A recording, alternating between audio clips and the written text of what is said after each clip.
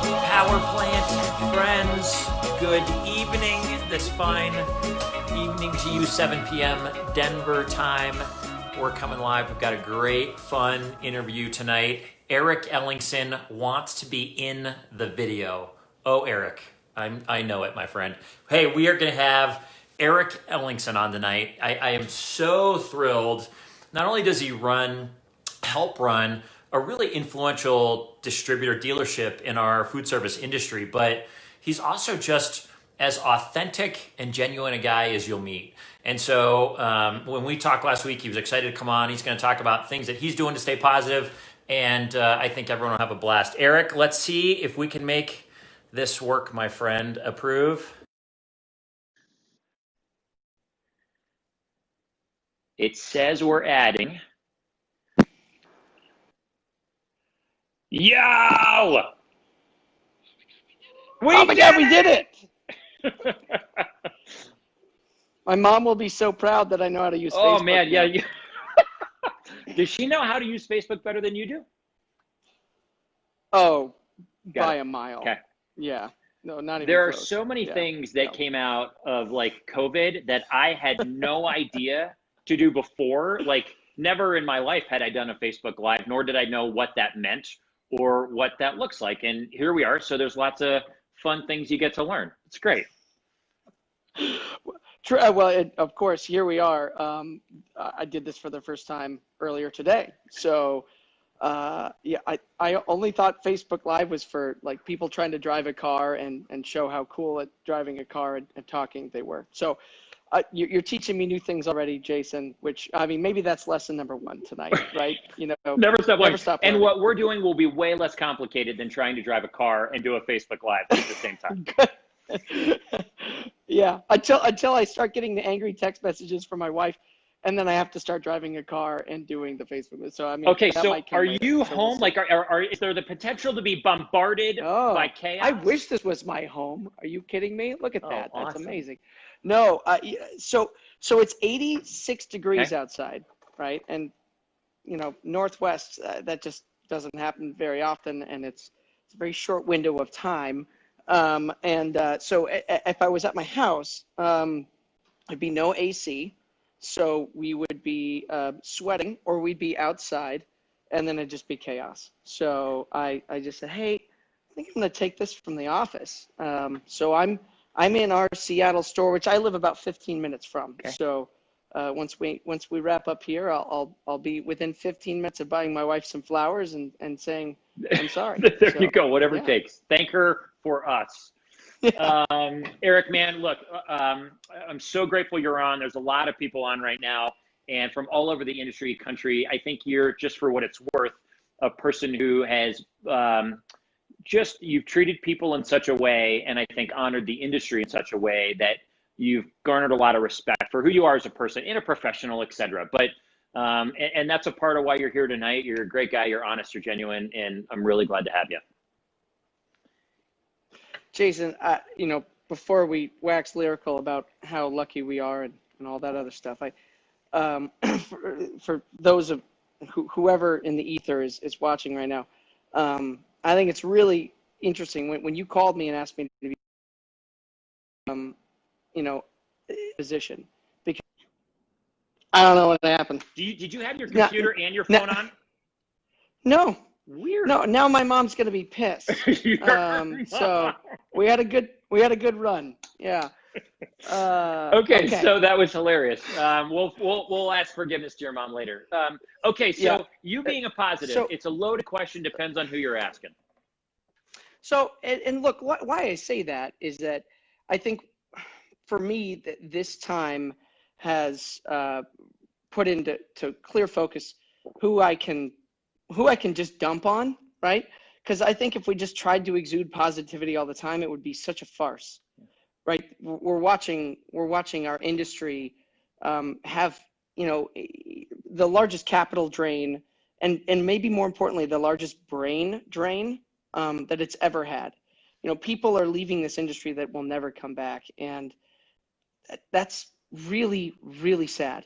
And if we didn't acknowledge that in, you know, private moments with people and shed a tear for what that means, yeah, the rest of it wouldn't feel authentic. And Jason, I really appreciated how you introduced me as authentic, because that's the most important thing I try to be. And it's certainly not without faults, because sometimes that authenticity is poorly messaged by me. But yeah, ultimately, look, there's still a lot to be grateful for, and we still have a lot to steward over. Right, this industry is still going to be around, and those that are still in it, those are still invested in it, have, I think, a responsibility to leave it better than they found it. That's always just, that's always the mandate. So that hasn't changed. I love the way you say that. And, frankly, Eric, when I think about positivity, I don't think of it like putting your head in the sand and ignoring the trauma that exists around everyone and the heartache and the pain. It's more like, when I think about it, a decision in any given moment with whatever you're handed, to make a decision that brings the most life to you and those around you, as opposed to make a decision that takes life. And so, but I appreciate that that you're willing to acknowledge that, because that's when people know you're a real human who aren't just a BSer to give them a line. And so, yeah, I'm glad. That's why I'm a crappy sales guy. Yeah. You and me both, my friend. You and me both. What's something that you are doing, your management team, to keep your team's spirits high, and to whatever degree you can, keep them hopeful, keep them pressing, and or your family, but talk about your team first. Sure. So one of the, at Bargreen Ellingson, our values, the onboard values are the thing we live by, and there's 9 of them. One of them is hoopla, and hoopla means a lot to us. And normally it involves some sort of beverage in hand, and it's a little bit foreign to us to not be able to connect one-on-one, and it's tough. This is normally the time of year where I've got 40,000 miles under my belt, and I've gone and seen a lot of our branches, and my cousin David has done a lot of the same stuff. And it's, for me, it's hard to pivot that model of hoopla. So, and the other thing is, right, it has to be received. People don't want to get together in person right now for good reason, for very, very good reason. So how we've been doing it personally, and I can really only speak for us as a management team at Bargreen, because we've been trying to have a lot of gratitude for the people that work here, that impact us on a daily basis, whether it be a note, whether it be a phone call, whether it be just email. But I've been trying to actually pen letters as often as I can, which has probably been 2 to 3 letters a week, to tell people I appreciate them. Because we have no good HR department, I'm able to get people's home addresses whenever I want. So I can write them at home, and I can thank them for what they do, and thank them for what that means to me and to our family and all that other stuff. It's not the same. And, by that, I have some hope in that, because that means I want people to get back together. I think those people want to get back together at some point, right? But that's it's just gratitude. It's thanking people for relatively thankless efforts when they can't do what they used to do, and we can't default to the easy button, which is let's go buy a bunch of drinks and have some fun together, right? We actually have to be a little more intentional than we were before, and that's a mandate. So that's a little bit of it. Do you find if what you were used to, what was familiar, grabbing a drink, going out, laughing, sharing stories, isn't possible right now? You're doing something really, really heartfelt, a real connection point. Receiving a handwritten letter isn't something that happens very often anymore. And so it's a unique level of intimacy between you and your team members. Do you find that it's maybe actually bringing you closer to them than you would have been before without it? There's a level of intentionality that you have to reach to do it, right? And people know that. They, first off, they know that my penmanship is awful, awful. David calls his like, third grade penmanship, either that or, sociopath that's writing an anonymous letter penmanship. We did not learn good penmanship. I don't know. It's just not an Ellingson thing. So there's a level of intentionality that frankly, yeah, it's not there when you just say, hey, open tab, let's go to town. But it's harder, right? It's harder. And we have 500 employees at Bargreen Ellingson, and I can't write that many letters. And more importantly, back to authenticity, it wouldn't land all that well, at least for me, to write a letter to somebody I don't know all that well. Sure. So the answer is yes, Jason, but at the same time, I think there's a loss in the fact that I'm not getting to know these people that I would normally get to know. Sure. Right. And when you get together at a bar with someone, you tend to find out a little bit more about them, and you establish a human connection that you didn't have before. And so I'm writing these letters, but I'm writing them to people that I had a human connection with before this. Mm-hmm. And so it's important for me to recognize that my impact is maybe more intentional, but at the same time, it's more narrow than it was before. And that's hard as a leader. It's challenging. Sure. Well, I'm sure they appreciate it. And I think everyone listening appreciates it. And you probably just gave a lot of people, there's a lot of leaders watching, owners of companies and different things that you hopefully just gave them an idea. So I'm glad you're doing it. What is something that through this has changed that you hope will last? A change in the industry that you've seen, or in the way we do our business, or the way we grind, or whatever it is that you're like, you know what, this is a change that I'm actually going to choose to continue moving forward. Yeah, it's a good question. For me, the amount of time I've been able to spend with my family, I was so programmed out in our industry, and I know that there's a lot of people on here. I saw, Neil, good to have you on the chat today. We have what, 5, 6, 8, 10 conferences we have to go to a year, and you find yourself doing something because you've always done it, or you do it because the other guy's going to do it. You do it because you feel social pressure to be there. And in doing that, it takes us away from our businesses. It takes us away from our families. It takes us away from, the impact that we can have, every single day. But we do it anyway, and maybe we do it just because we've always done it. I know that I never would have actually got to witness my son going from crawling to walking were it not for this, right? And when this all started, Miles was still very much crawling, and now the dude is sprinting everywhere, which is part of why I'm not at home, because he would be sprinting over here and then crying. That's amazing, right? And it would be such a shame. And I don't know about you, I've been able to spend a lot more time with my wife. And my wife and I, before this, it was in January, we spent a week and a half together. And other than that, she was gone or I was gone. And our schedules were so lined out. Wow. And there was something to be said about how good we were at scheduling, but there was also something to be said about how kind of sad that is, right? And I look back on some of the conferences we've missed, and I've certainly missed some stuff, right? Absolutely, no doubt. But I've been able to invest in my life and my family so much more as a result.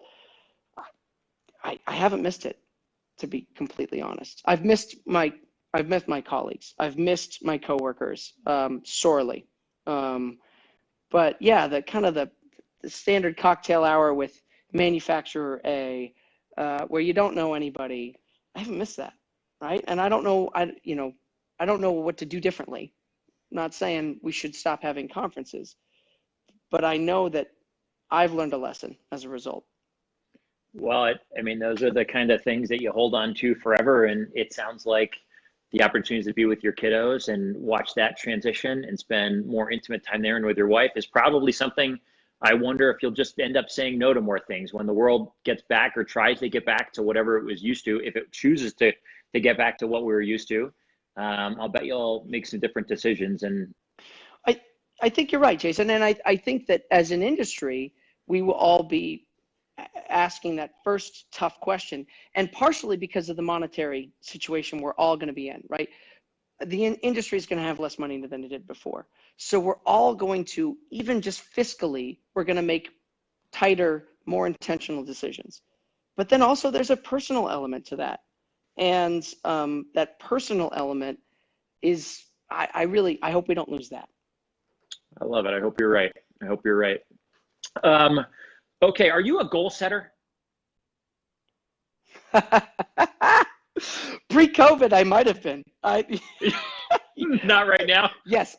Yeah. I mean, I have long-term goals, but I'm not a great short-term goal guy. I tend to have annual goals. I don't set them in January. I don't set them on December 31st. But I tend to have annual goals.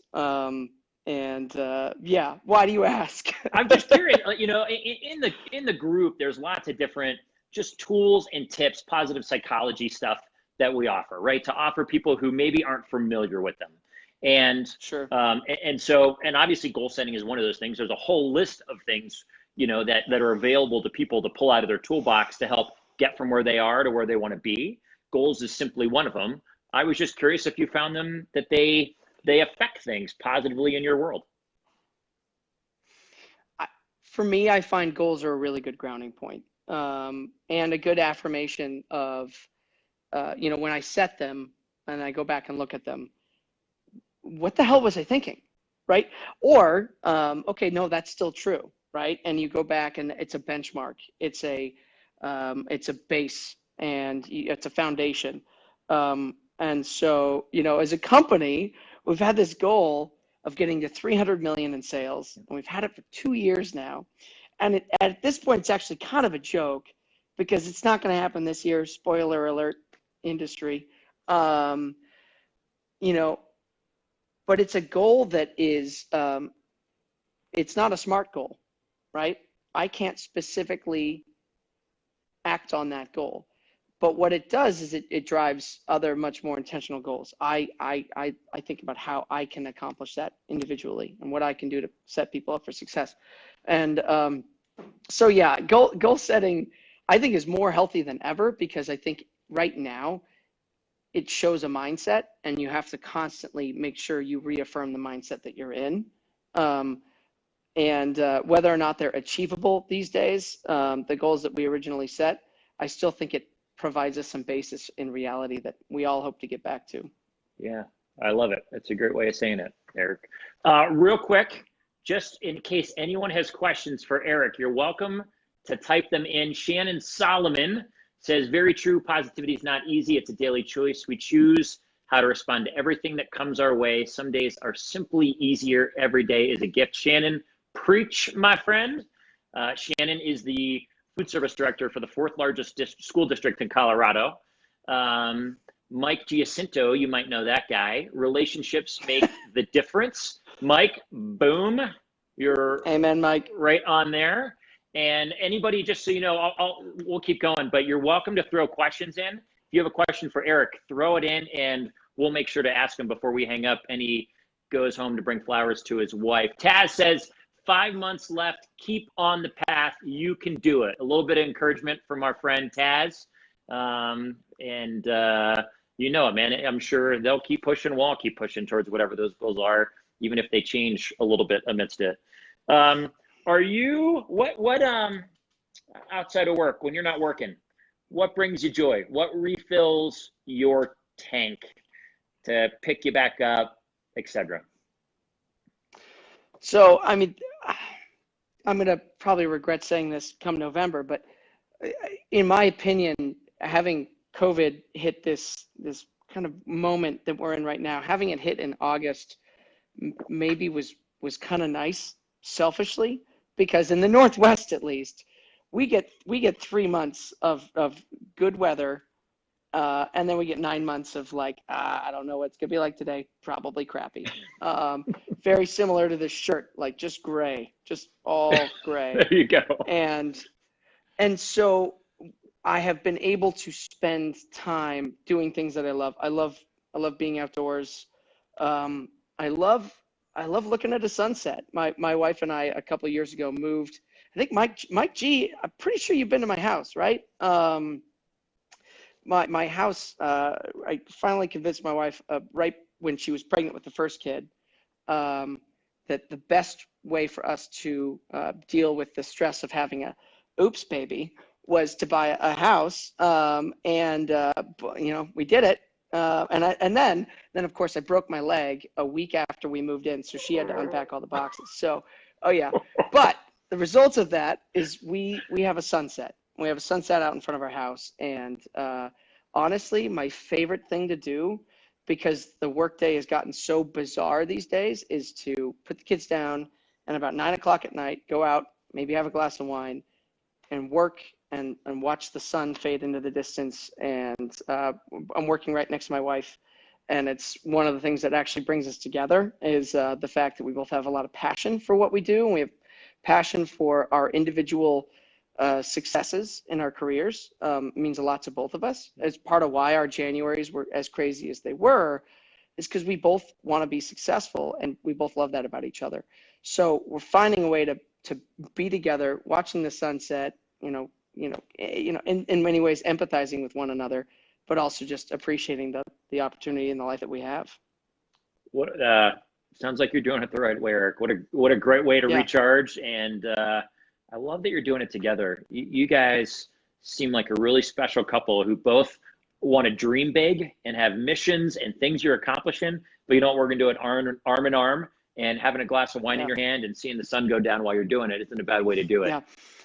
Yeah, I'm gonna have Lizzie do one of these, and then you'll realize, she's the real powerhouse in the couple. And of course, I'd be remiss if I didn't mention my kids, but the reason I didn't lead with my kids is ultimately because, and I'm sure there's some folks watching that have children.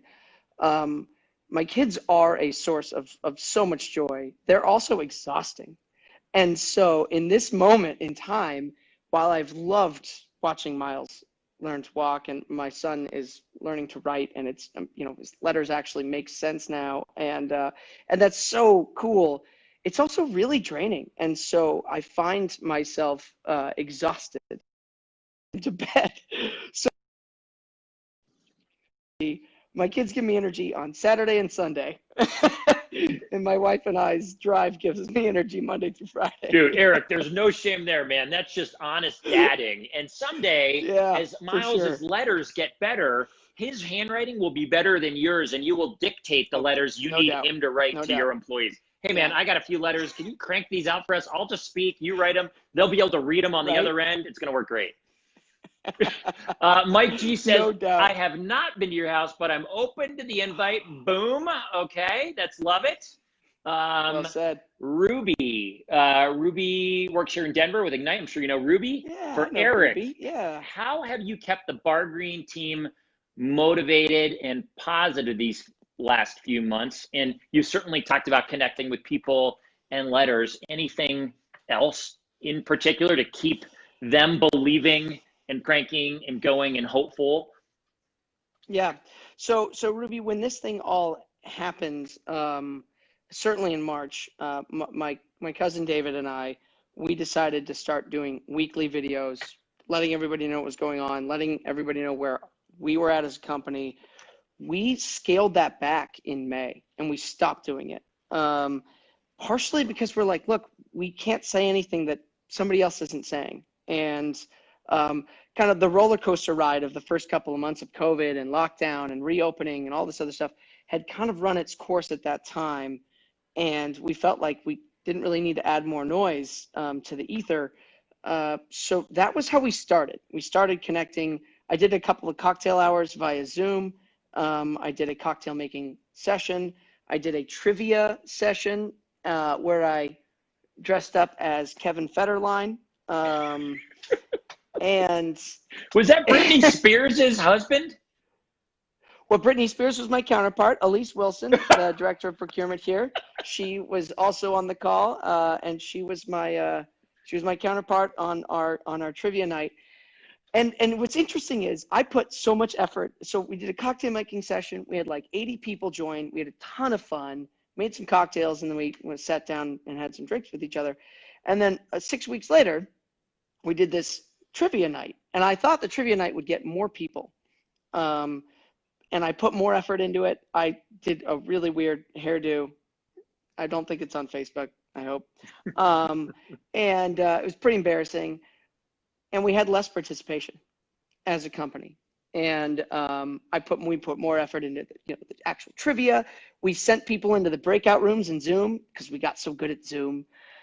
And we got less people. And to me, it was this indicator that ultimately, look, these tools that we have now are incredible tools, but there's fatigue, there's exhaustion, there's a lack of authenticity at some point to, hey, this isn't really what I want to do anymore. And so I am all ears. If somebody has a way that they've been able to connect with a larger group of people that they haven't been able to see in person, that's part of the reason I wanted to do this today, was a little bit of a call out. If anybody has a way, I wouldn't say I feel disconnected, but I do worry about the cultural impact of this, because we have been such a high touch organization and a high touch family. It's something we really pride ourselves in. And it's something I worry about. It's something I worry about losing in this moment.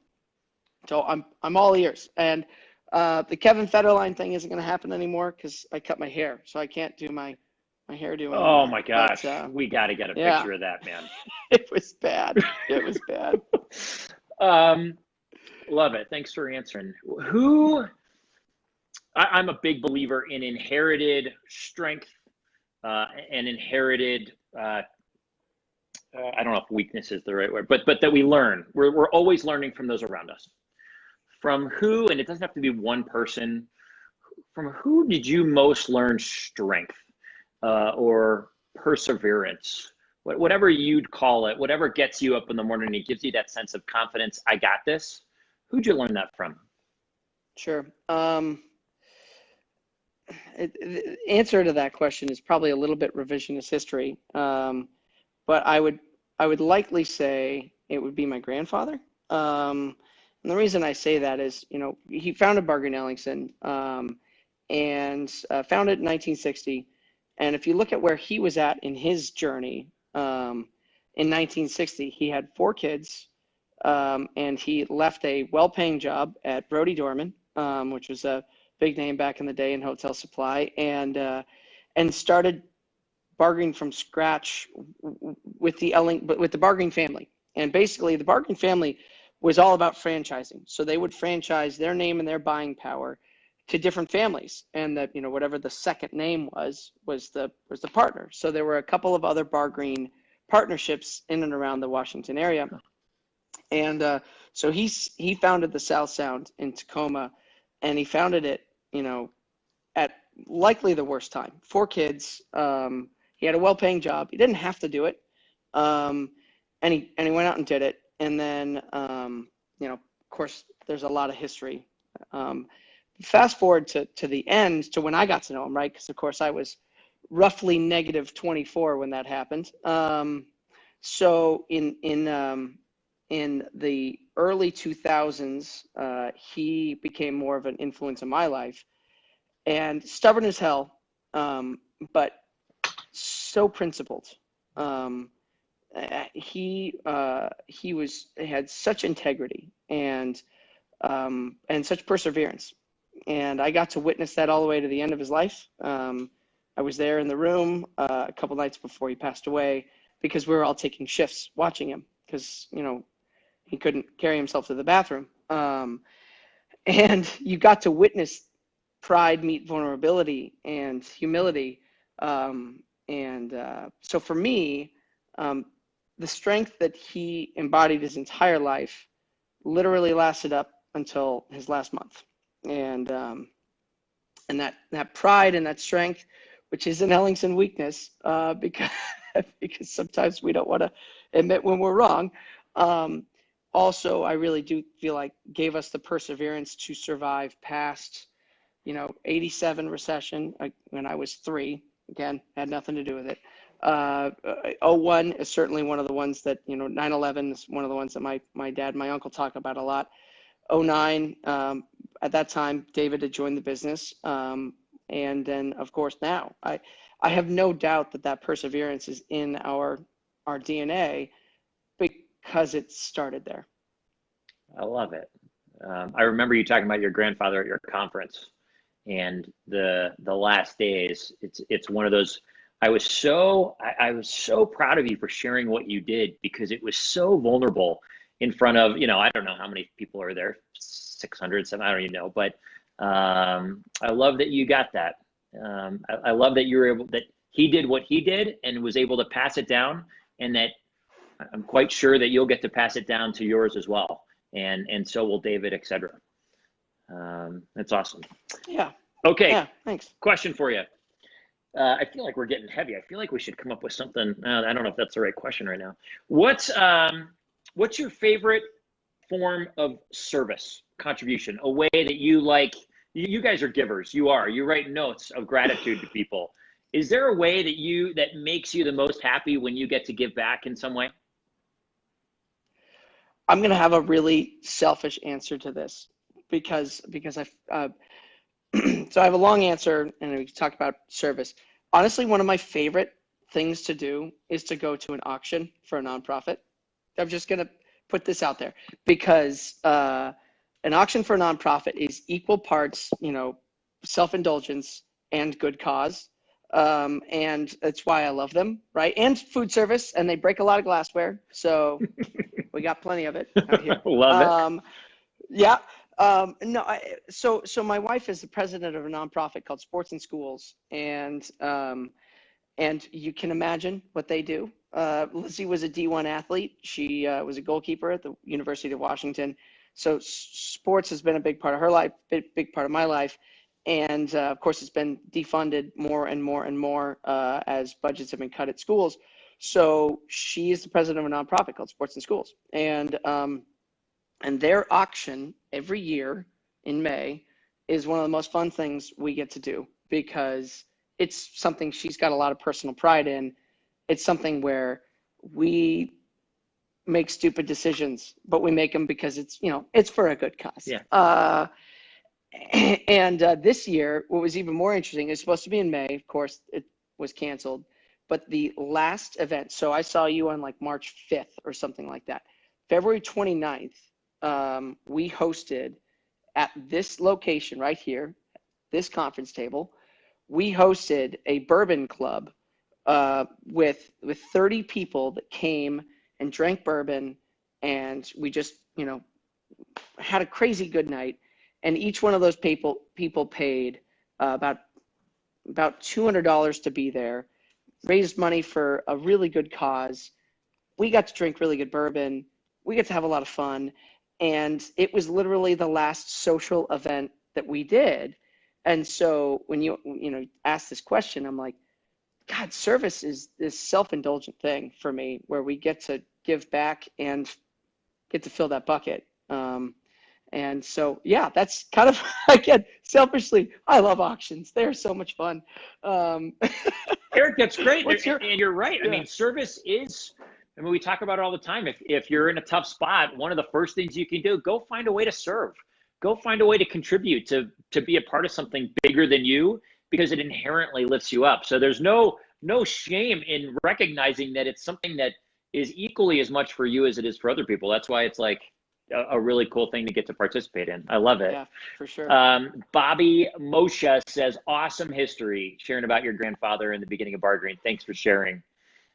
Shannon Solomon says, amen to the service and the ways you're contributing. Mike Giacinto's curious, what is your favorite concert that you've been to? Oh man, that's such a loaded question. I've been to a lot of good concerts. I've been to a ton of good concerts. I was there at Benaroya for Pearl Jam's first ever acoustic set. That was incredible. I was there. I've been to a Radiohead concert. If you've never been to a Radiohead concert, it's the only concert I've ever been to where the acoustics were better live than they've ever been in any, headset I've ever listened to them on. I've seen, Ben Gibbard in a tiny concert. I've seen Macklemore in a tiny concert. I've seen, so to answer that question, Mike G, it might be one that I didn't really actually care about the music. I went to the Gorge and saw Blink 182 with Bad Religion and NoFX, and I got spiked with somebody wearing cleats in the mosh pit, and I loved it. I loved every minute of it because I was in 8th grade and I was drinking and nobody cared. My parents weren't there. It was incredible. And it just set me off on this stage of like, music is amazing. It's this liberating thing you could do. And, the next summer I went to Dave Matthews and been to a lot of Dave since then. I just love music, man. I love concerts. I love the way they get you going. So I've been to a lot of good concerts. Oh, that is God. awesome, man. I love it. Now your mom has another thing to rag on you about, not understanding Facebook. Right. And you were drinking at a concert in 8th grade. Okay, here's another question for you. There's a lot of people in our group that have found themselves either out of work or temporarily or whatever that is in uncomfortable positions that are very unfamiliar and for a lot of people scary. Yeah. What is an encouragement that you would offer to people in this group who find themselves now, a lot of sales managers from really well-known companies who are, so many incredible people that we know well, who have contributed in so many ways to our industry, who are in this spot? What's an encouragement you'd offer them right now? It's a good question, Mike. Jason, sorry. I think the encouraging thing and I'm already starting to witness it, is people are planning for post-COVID. Restaurateurs are already planning for post-COVID. I got together last night with a restaurateur who owns 4 restaurants and a concert venue in Seattle. Seattle's been decimated. And if you own a concert venue in Seattle, it's been especially decimated. And so sitting down with this guy, and we talked about how the sky was falling for the first, 15, 20 minutes. And we talked about how bad life was and how bad government was and how bad everything was. And then we sat together for another 2 hours after that. And we talked about the future, and we talked about the opportunities that will be on the other side of this. We talked about what we believe will be, people's buying habits. And we talked about the resiliency of our businesses in spite of all the obstacles that they've faced. We've talked about the general care that the community has to take care of restaurants, right? I mean, people are watching all of these companies get decimated, and they want restaurants to do well because restaurants are a staple of the community. And people want that experience. They want to go out. This will pass, and it will be painful, and it will be long, no doubt.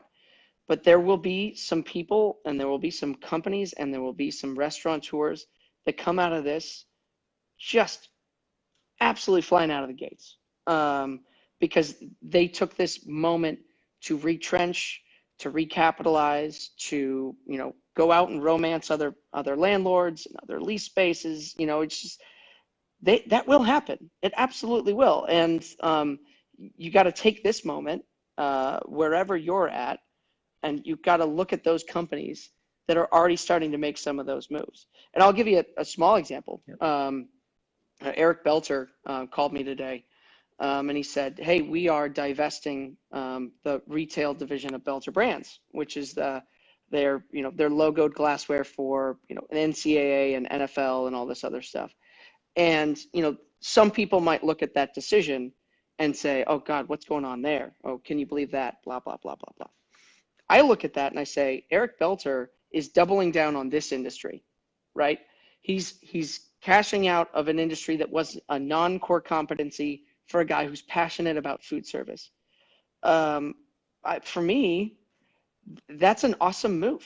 That's a really good move. And we spent about 2 minutes talking about it, and then we kind of was good to know. Good luck, man. I'm happy for you.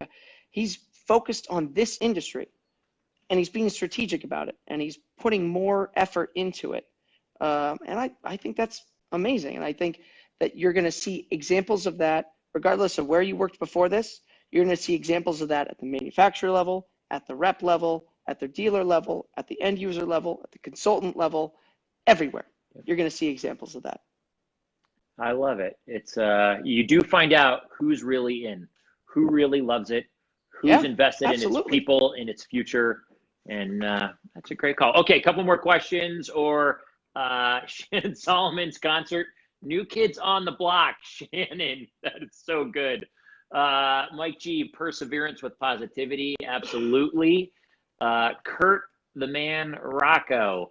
We've seen how resilient our industry is over the last few months. What has impressed you most with how the industry has reacted to COVID? A genuine, the whole we're in this together thing. That's actually been real for this industry. I really believe that. Reps, manufacturers, dealers. I've talked to more dealers about more intimate things about their business than I ever have before, right?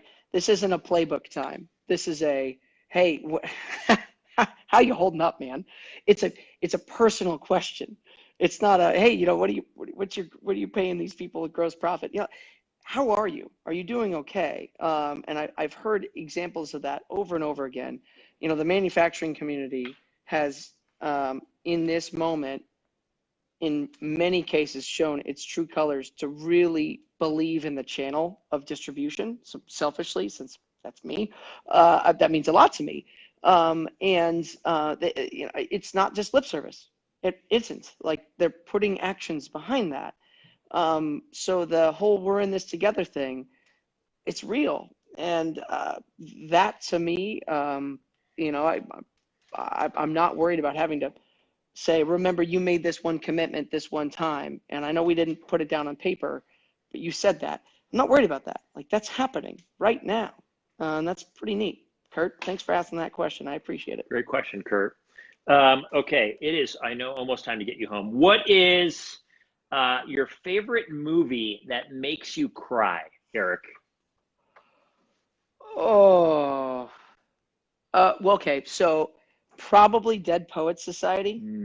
That moment where he says, "Oh, Captain, my Captain," they stand up on the chairs and their desks, and I'm a millennial, right? I'm a millennial. I embrace that. And I look at that movie as it's just romantic movie, romantic capital R, with Thoreau and, all these poets that I ultimately have never read, right? But they're all in this movie.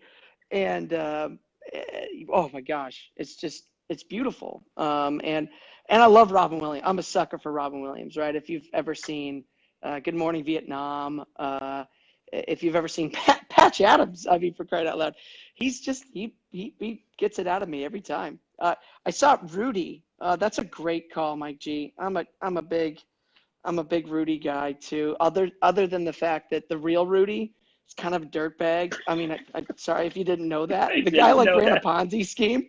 He ran a Ponzi scheme. He went to jail. So once you know that, and again, I'm sorry for saying that. It's Beck is one of my favorite concerts I've been to, but then you go and you find out Beck's a Scientologist, and you're like, wish I didn't know that. That's so great, man. That's all. So Robin Williams, Dead Poet Society. When I was a teacher for 8 years, I have 2 tweed jackets because of Robin Williams. I was like, oh my gosh, I want to do for my students what this guy's doing. I get it, he was acting, and he was paid a lot more to do that than I was. But I still have the tweed jackets to try to live out what he was doing. Fantastic. Favorite? Is there a quote, like your go-to? People are down, you need to pull out a quote from the Eric Ellingson, this has moved me, inspirational moment thing. What's your is there a go-to quote, motivational thing that you have? All right. Let me see if I can pull this out. Fight and you might die. Run and you'll live, at least for a while. And then dying in your beds years from now, would you not give all the days from this day to that for one chance, just one chance, to come back here and tell our enemies that they may take our lives, but they'll never take our freedom? Oh my God, that was beautiful and brilliant. And what an accent. Have you been there? Scotland.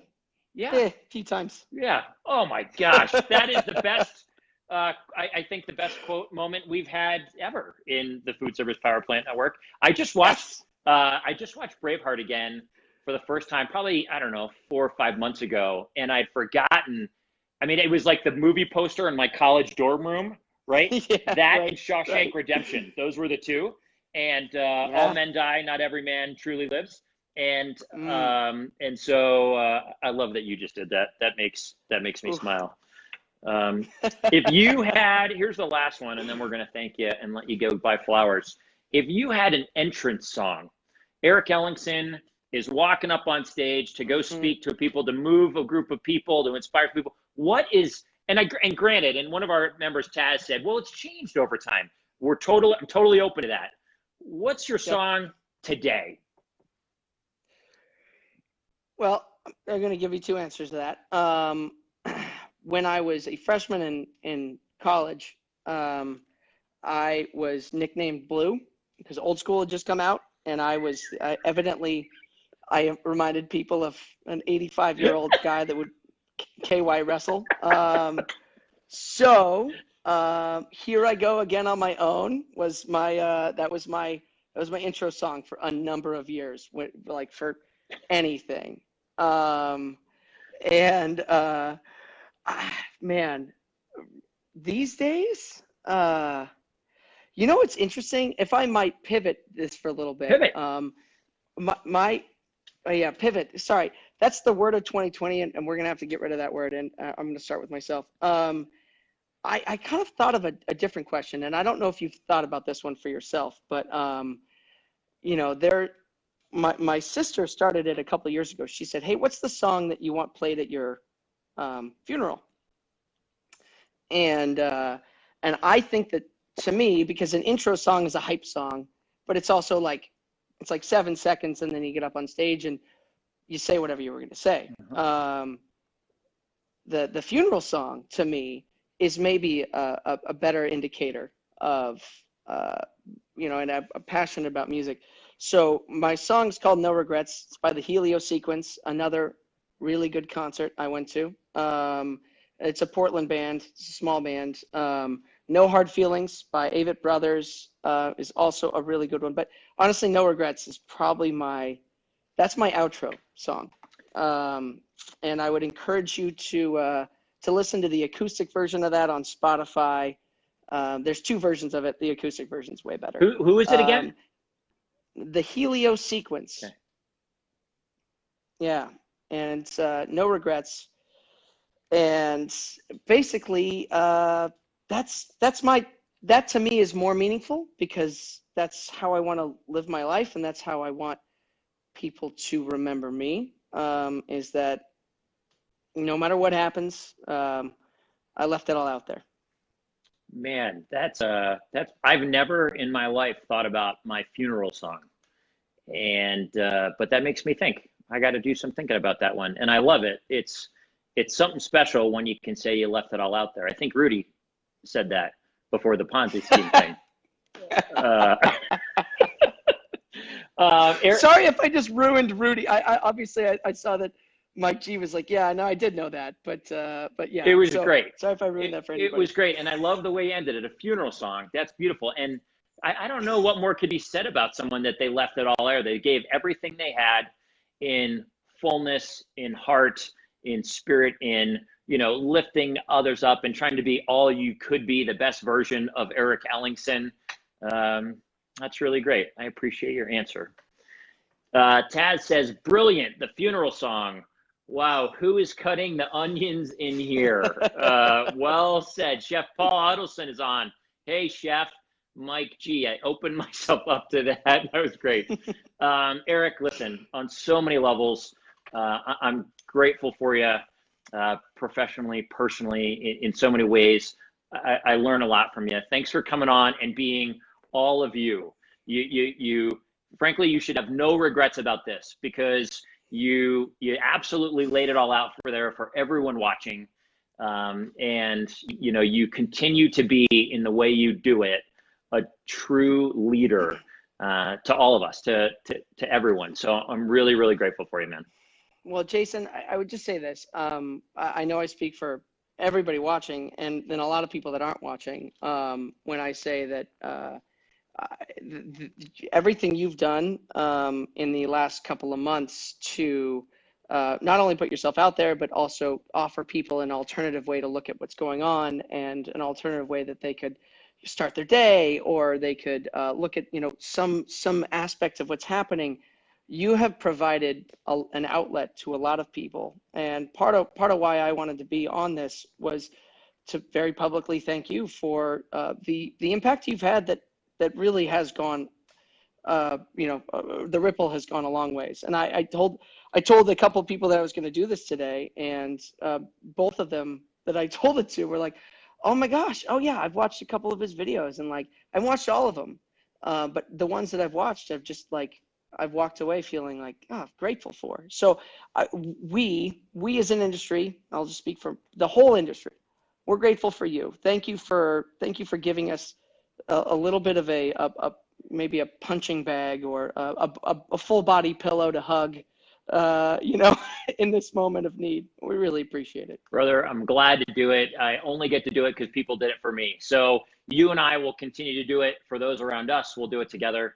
And listen, I hope tonight with your family, when you get home, is great. Thank them for us, for taking your time. Anyone, if you have questions, or you watch this after the fact, feel free to post questions in here, and we'll get them to Eric, and he can chime in or throw some stuff if you have anything that you want to know. And listen, I'll have my mom log on to Facebook for me and check in. Yeah, she could give us some tips. I'm sure she's going to look at this and be like, right. You guys were terrible. Let's do a lesson. We're going to do a Zoom call. I'm going to teach you how to do an appropriate and effective Facebook Live. Yeah, for sure. Hey, everyone, remember, thank you for joining us tonight. Remember, if you're going through a rough patch right now, reach out to those who care about you, who you trust, who you feel like you can be real with. You're always welcome to reach out to me, anyone in the group, if you just need to connect, if you need someone to keep you up for a period of time, or just talk to you, or listen, or encourage, or whatever that is. Certainly, you've got this. We are, to Eric's point, we are an industry that is doing it together. We've got it together, and we're glad to have everyone. Keep rocking. Eric, thanks, my friend. We'll see you soon. Everybody have a great, great night. Be well. Take care, guys. Bye, everybody.